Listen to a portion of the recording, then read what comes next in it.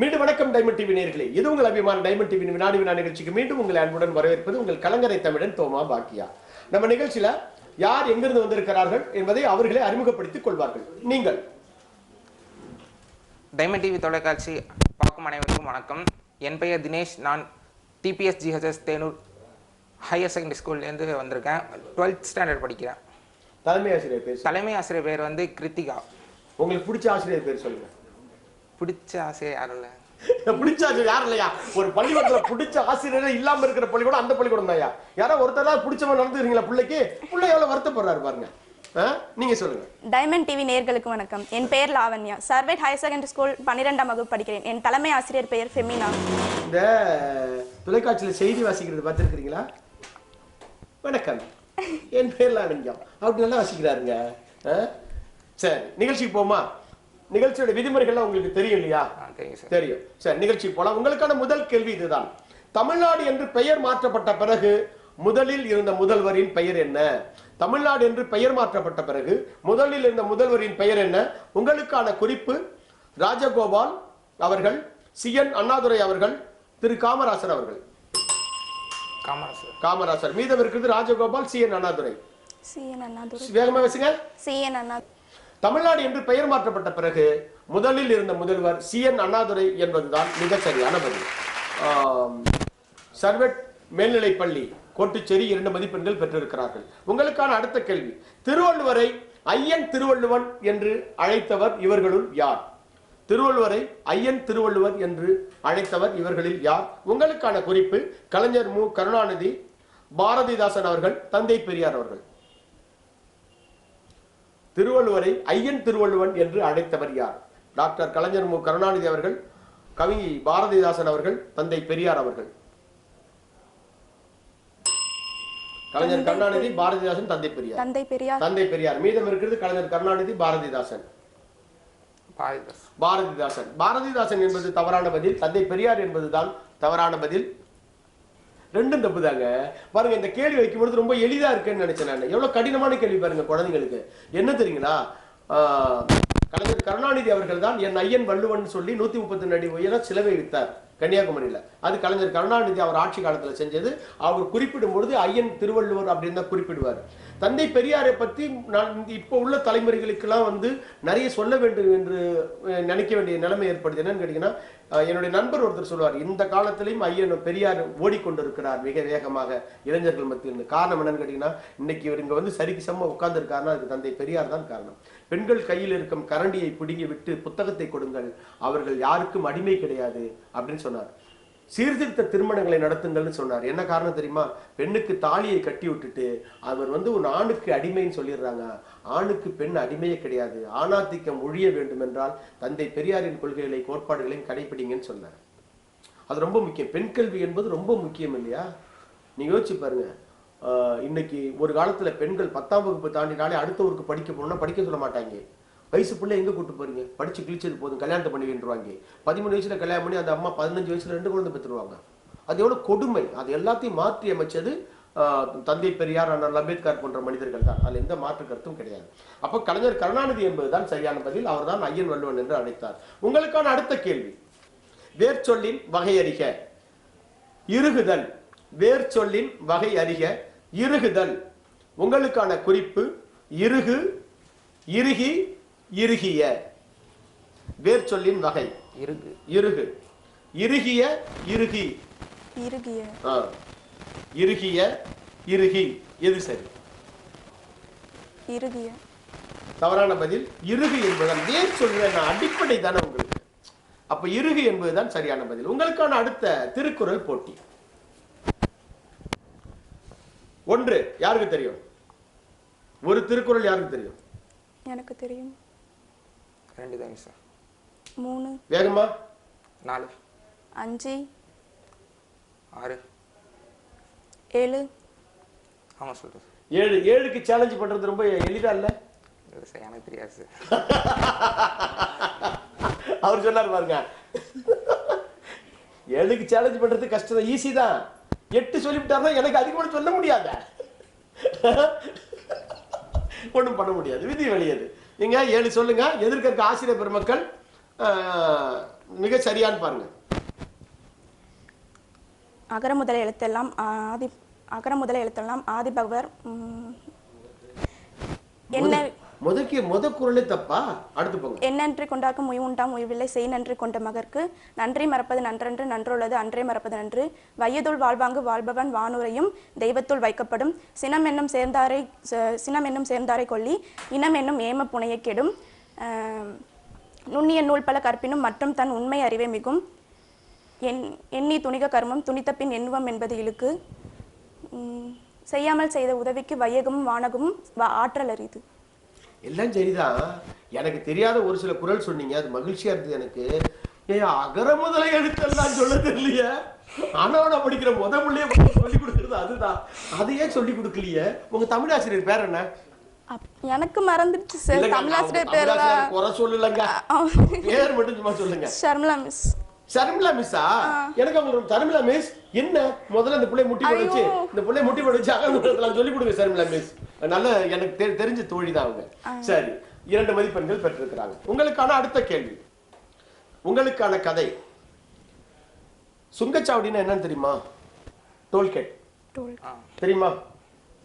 சுங்கச்சாவடிகளில் காய்கறி ஏற்றி வரும் லாரியா?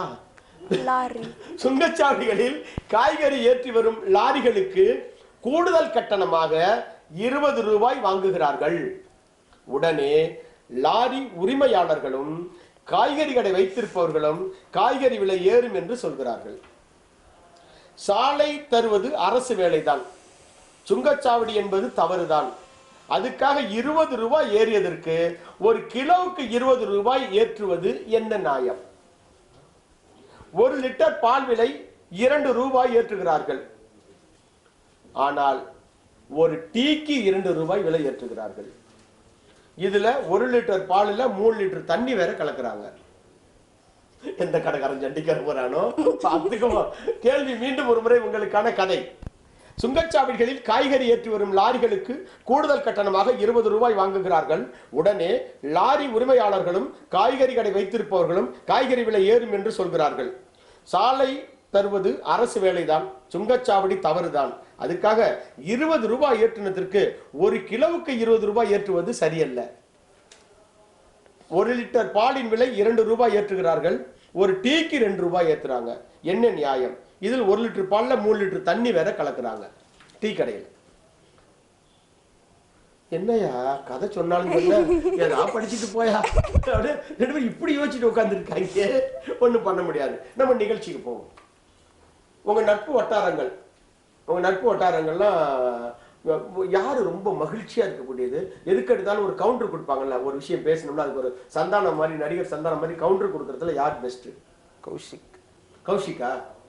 என்ன எது பேசினாலும் கவுண்டர் போட்டுருவாரு. சரி, உங்க அப்பா கிட்ட உங்களுக்கு பிடித்த குணம் என்ன? கோபமா இருப்பாங்க, ஆனா எப்பவுமே என் நல்லதுக்காக தான் அது பண்ணுவாங்க. அது கோபப்படுறது வந்து எப்பவுமே கோபமா தான் இருப்பாங்க. நான் நல்லது பண்ணாலும் சரி, கெட்டது பண்ணாலும் சரி எப்பவுமே கோபமா இருக்கா? ஆமா, அது என்ன, அது எப்பவுமே கோபமா இருக்கிறது தவறான ஒரு செயல் தானே. என்னன்னு கேட்டீங்கன்னா, ஒரு விஷயம் ஒரு நல்ல செயல் செய்யறாருங்கும்போது கண்டிப்பா சூப்பர்டா, செம்மடா, நல்லா நல்லா போயிட்டே இருக்க வேண்டியதான். எந்த நேரமும் ஒரே மாதிரி ரியாக்ஷன் காட்டினா எது சரி தப்புன்னு தெரியாம போயிடுது பசங்களுக்கு. அது கொஞ்சம் கஷ்டம் தான் இல்லையா? சரி, உங்களுக்கு வாழ்க்கையில ஒரு இலக்கு இருக்கும்ல, நீங்க படிச்சு என்ன போக போறீங்கன்னு அவர் சொல்றாரு. அதெல்லாம் பொண்ணு சொல்ல முடியாது, என்ன நடக்குதோ. சரி, இப்ப உங்களுக்கான ஒரு கேள்வி. சரியா? உங்க தோழிகள் எடுத்துட்டு வர சாப்பாட்டுல யாருடைய உணவு நல்லா இருக்கும்? யாரோட பிடிங்கி தின்னீங்க? ஷேர் பண்ணி சாப்பிட மாட்டேன். பெரிய தீண்டாமையாவில் இருக்கு. சோறு ஷேர் பண்ணி திங்க மாட்டேன்றாரு. ஏங்க? நான் கொடுப்பான ஷேர் பண்ணி யாரும் வாங்கி சாப்பிட மாட்டேன். சரி, உங்கள்ட்ட அடுத்த கேள்வி போறேன். உங்களுக்கு பிடித்த அரசியல் கட்சி தலைவர் யார்? குழந்தைங்களுக்கு அரசியல் சொல்லிக் கொடுங்க பள்ளிக்கூடத்துல. அரசியல்ல எல்லாமே இந்த போட்டிருக்க துணியில இருந்து தின்ற சோறு வரைக்கும் அரசியல் இருக்குன்னு சொல்லிக் கொடுங்க குழந்தைங்களுக்கு. சரி, உங்க தொகுதியில அரசியல் கட்சி தலைவர்கள்லாம் இருக்காங்கல்ல, யாரும் பேர்ல தெரியுமா? தெரியாதா? இந்த லாடங்கட்ட போத மாதிரி நேரா பள்ளிக்கூடம் நேரா அப்படிதான் போதா வாழ்க்கை? அப்படிலாம் நல்லா போகுது. உங்க வீட்டுல யாரா இருக்கீங்க? நான், அப்பா, அம்மா, அண்ணன். உங்க அண்ணனுக்கு உங்களுக்கு சண்டை வருமா? நிறையா வரும். யார் ஜெயிப்பா ரெண்டு பேர்ல? 2 பேருமே ஜெயிக்க மாட்டோம், விட்டுட்டு போயிடும். விட்டு கொடுத்துருவீங்களா? விட்டுலாம் கொடுக்க மாட்டோம். வெற்றி என்பது ஒருத்தருக்கு தானே இருக்கும். அப்படிலாம் சரி இப்படி சொல்றேன், ரெண்டு பேரும் சண்டை வரும்போது வீட்டுல யாரை திட்டுவாங்க அப்பா அம்மா? 2 பேருமே திட்ட மாட்டாங்க, அவங்க பட்டுக்கு அவங்க வேலை. என்ன இது கொஞ்சம் வித்தியாசமா இருக்குங்க. எல்லாமே அப்படிதான் இருக்கு. அப்படிதான் இருக்கு. இவங்க பள்ளிக்கூடத்துக்கு நான் பேச போயிருந்தேன். சரி நிகழ்ச்சிக்கு போலாம். இந்த கதையில் காய்கறி என்று எத்தனை முறை பயன்படுத்தப்பட்டது? 3. நீங்க பின்னாடி புரியல, வேகமா சொல்லுங்க. 2. மீண்டும் ஒரு முறை உங்களுக்காக கதை. காய்கறி எத்தனை முறை வருதுன்னு கணக்கு பண்ணுங்க பார்ப்போம். சுங்கச்சாவடியில் காய்கறி ஏற்றி வரும் லாரிகளுக்கு கூடுதல் கட்டணமாக 20 ரூபாய் வாங்குகிறார்கள். உடனே லாரி உரிமையாளர்களும் காய்கறி கடை வைத்திருப்பவர்களும் காய்கறி விலை ஏறும் என்று சொல்கிறார்கள். சாலை தருவது அரசு வேலைதான், சுங்கச்சாவடி என்பது தவறுதான், அதுக்காக 20 ரூபாய் ஏற்றுவது ஒரு கிலோவுக்கு என்பது சரியில்லை. எத்தனை வாட்டி இருக்கு? வேகமா சொல்லுங்க, கேட்காது. சரியா? அதுக்கப்புறம் பால் தான் வந்திருக்கு, காய்கறி வரல. சரியா? ஒரு லிட்டர் விலை 2 ரூபாய் ஏற்றினா 2 ரூபாய் டீக்கு ஏற்றுறாங்கிறது 2 மதிப்பெண்கள். சர்வேட் பள்ளி. உங்களுக்கான அடுத்த கேள்வி, புகையிலையை முதலில் தடை செய்த நாடு எது? புகையிலையை முதலில் தடை செய்த நாடு எது? உங்களுக்கான குறிப்பு சிங்கப்பூர், சீனா, பூடான். புகையிலையை முதலில் தடை செய்த நாடு எது? உங்களுக்கான குறிப்பு சிங்கப்பூர், சீனா, பூடான். எது சார்? 1, 2. சிங்கப்பூர், சீனா, பூடான். சிங்கப்பூர். பூடான். இப்போ பொதுவா என்ன அப்படின்னு கேட்டீங்கன்னா, நிகழ்ச்சியில பூடான் என்பதுதான் சரியான பதில். என்ன செய்தி கேட்டீங்கன்னா, இந்த புகையிலை விற்கிறாங்களா பள்ளிக்கூடங்கள் பக்கத்துல பெட்டி கடைகள் வச்சுக்கிட்டு, அது இந்த போதை சாக்லேட்டு புகையிலை பொருட்கள் அதெல்லாம் விற்கிறாங்கல்ல, அது அரசு தடை செய்யப்பட்டிருக்கு. தடை செய்யப்பட்டால் பிடிச்சி விற்கிறாங்க. அது தடை செஞ்சதுக்காக விற்கிறாங்களா, தடை செய்யாததுனாலும் விற்பாங்களா, அது எப்படியுமே விற்றுட்டு போட்டோம். ஆனா என்ன கேட்டீங்கன்னா, அடுத்தவங்க வீட்டு குழந்தைன்னு வரும்பொழுது காசை வாங்கிட்டு அந்த பொருட்களை கொடுத்துடுறீங்க, போதை பொருட்களை கொடுத்துடுறீங்க. வீட்டு பிள்ளை இருந்தா கொடுப்பியா? காசுக்காக என்ன வேணுமோ செய்வீங்களா? அறிவில்லை? பள்ளிக்கூடத்து பக்கத்துல கடை வச்சிருக்கீங்களா? அறிவில்லை உங்களுக்குலாம்? அறிவு கட்டணுங்களா? உன் பிள்ளைக்கு கொடுப்பியா நீ? அப்ப அடுத்த வீட்டு பிள்ளை எப்படி போனாலும் பரவாயில்ல, காசு மட்டும் வேணும். சரி, புகையிலை பொருளை தடை செஞ்சாச்சு, அவங்களுக்கு எப்படி கிடைக்குது? எங்க தவறு நடந்தாலும் காவல்துறைக்கு தெரியுமா? ஏன் புகையிலை இருக்கிறது காவல்துறைக்கு தெரியலையா? ஒரு நியாயம் இல்லையா? பள்ளி குழந்தைகளை வீணாக்குறது நியாயம் இல்லையா? தப்பு பண்ணாதீங்க தயவு செய்து. நிகழ்ச்சியில உங்களுக்கான அடுத்த கேள்வி, விலங்குகளில் அதிக அறிவுள்ளதாக கருதப்படுவது எது? விலங்குகளில் இவற்றுள் அதிக அறிவுள்ளதாக கருதப்படுவது எது? உங்களுக்கான குறிப்பு நாய், டால்பின், யானை. நாய், யானை. டால்பின் என்பதுதான் சரியானது. உங்களுக்கான அடுத்த கேள்வி, யுரேனஸ் கிரகம் சூரியனை சுற்றி வர ஆகும் காலம் எவ்வளவு? யுரேனஸ் கிரகம் சூரியனை சுற்றி வர ஆகும் காலம் எவ்வளவு? 84 ஆண்டுகள், 105 ஆண்டுகள், 119 ஆண்டுகள். யுரேனஸ் கிரகம் சூரியனை சுற்றி வர ஆகும் காலம் 84, 105, 119.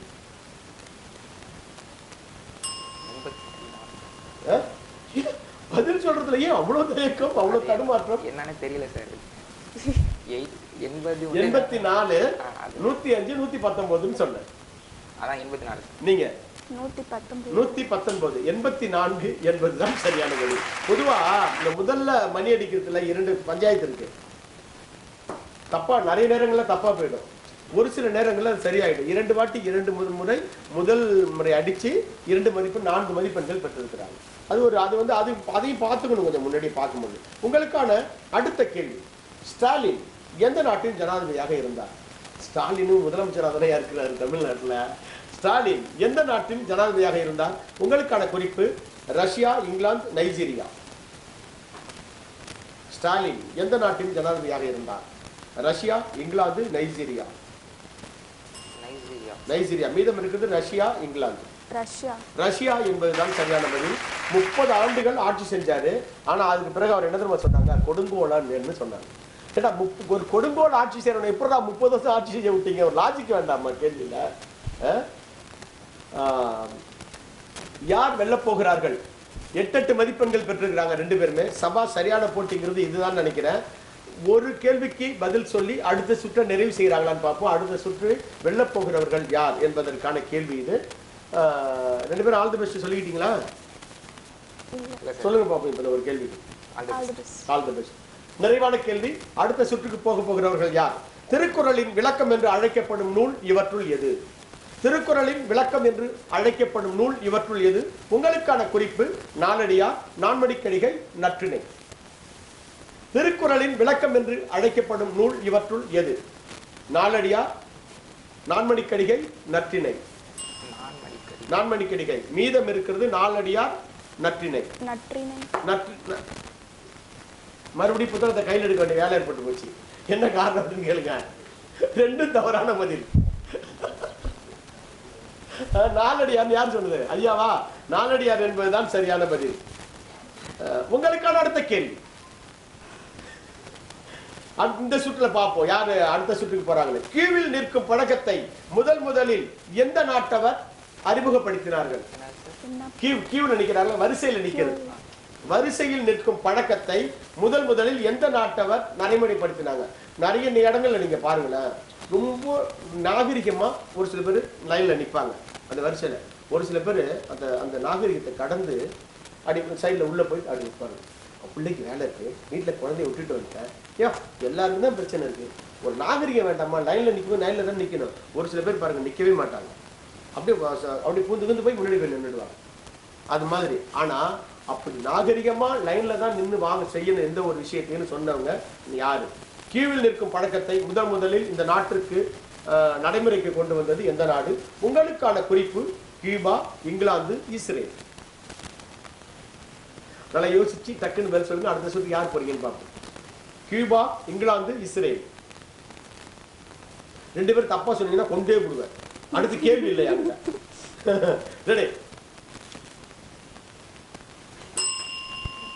அடிங்க யாராவது, யாராவது அடிச்சு பதில சொல்லுங்க. கியூபா அடிங்க. கியூபா. மீதம் இருக்கிறது இங்கிலாந்து, இஸ்ரேல். நோட்டை கீழே வைக்க முடியாது, மறுபடியும் அதுவும் 2 பேரும் தப்பு. இங்கிலாந்து என்பதுதான் சரியான பதில். உங்களுக்கான கதை. ஒரு சில குடும்பங்களில் அதிகம் கடன் வாங்குகிறார்கள், அது மிகப்பெரிய தவறு. இருப்பதை வைத்து சிறப்புடன் வாழ கற்றுக்கொள்ள வேண்டும். ஒரு சில மனிதர்கள் எதை பற்றியும் கவலை இல்லாமல் கடன் வாங்கி விடுகிறார்கள். ஒரு சில மனிதர்கள் கடன் என்றாலே வேண்டாம் என்று ஓடி விடுகிறார்கள். ஒரு சில மனிதர்கள் கடன் கொடுத்து வட்டி வாங்குகிறார்கள். ஒரு சில மனிதர்கள் பணத்தை கோடியாக வைத்துக் கொண்டு மற்றவர்களுக்கு உதவி செய்ய மறுக்கிறார்கள். கடன்பட்டார் நெஞ்சம் போல் கலங்கினான் இலங்கை வேந்தன் என்ற ஒரு பழமொழியும் இருக்கிறது. மீண்டும் ஒரு முறை கதை உங்களுக்காக. இந்த கதைக்கு உங்களுக்கு குழப்பம் மட்டும் நீங்க அப்படியே பதில் சொல்லிடலாம். சரியா? ஒரு சில குடும்பங்களில் அதிகம் கடன் வாங்குகிறார்கள், அது மிகப்பெரிய தவறு. இருப்பதை வைத்து சிறப்புடன் வாழ கற்றுக்கொள்ள வேண்டும். ஒரு சில மனிதர்கள் அதை பற்றி கவலைப்படாமல் கடன் வாங்குகிறார்கள். ஒரு சில மனிதர்கள் கடன் என்றாலே வேண்டாம் என்று ஓடிவிடுகிறார்கள். ஒரு சில மனிதர்கள் கடன் கொடுத்து வட்டி வாங்குகிறார்கள். ஒரு சில மனிதர்கள் பணத்தை கோடியாக வைத்துக் கொண்டு மற்றவர்களுக்கு உதவி செய்ய மறுக்கிறார்கள். கடன்பட்டார் நெஞ்சம் போல் கலங்கினான் இலங்கை வேந்தன். கேள்வியே கேட்கலையா? கேள்வியே கேட்கலையா? என்ன ஒரு உணர்ச்சி வசம். Advance booking. ஆமா, அப்படி இல்ல. நான் கேள்வி கேட்டதுக்கு அப்புறம் நீங்க பெல் அடிக்கணும். Advance booking. சரி, உங்களுக்கான கேள்வி இதுதான்.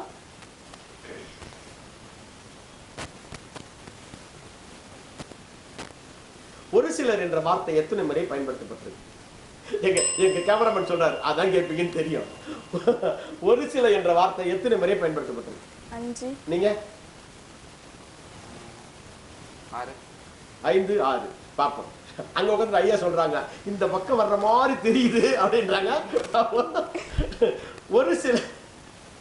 ஒரு சில குடும்பங்களில் அதிகம் கடன் வாங்குகிறார்கள், அது மிகப்பெரிய தவறு. இருப்பதை வைத்து சிறப்புடன் வாழ கற்றுக்கொள்ள வேண்டும். ஒரு சில மனிதர்கள் அதை பற்றி கவலை இல்லாமல் கடன் வாங்குகிறார்கள். ஒரு சில மனிதர்கள் கடன் என்றாலே வேண்டாம் என்று ஓடிவிடுகிறார்கள்.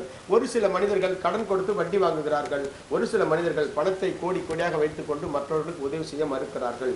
கடன் பட்டார் நெஞ்சம் போல் கலங்கினான் இலங்கை வேந்தன். யாரு சரி? இப்போ நிகழ்ச்சியில என்ன பார்த்து சர்வெட் மேல்நிலை பள்ளி வெற்றி பெற்றிருக்கிறாங்க. உங்க பேர் என்ன சொன்னீங்க? லாவண்யா. வாழ்த்துக்கள் லாவண்யா. அடுத்த சுற்று தகுதி பெற்றிருக்கிறீர்கள். நன்றிங்க ஐயா. நன்றி தம்பி. சொல்லே மாட்டாங்க. நல்லா விளையாண்டீங்க, ரொம்ப அழகா விளையாண்டீங்க. மகிழ்ச்சி. மீண்டும் இது போல ஒரு அழகான நிகழ்ச்சியில் உங்களை சந்திக்கும் வரை உங்களிடமிருந்து விடைபெறுவது உங்கள் கலங்கரை தமிழன் தோமா பாக்கியா. வணக்கம். சொல்லுங்க. வாழ்க தமிழ், வாழ்க தமிழ், தமிழ் மொழியை தமிழ் மொழியை எவராலும் எவராலும் வென்றுவிட முடியாது. வென்றுவிட முடியாது. நன்றி.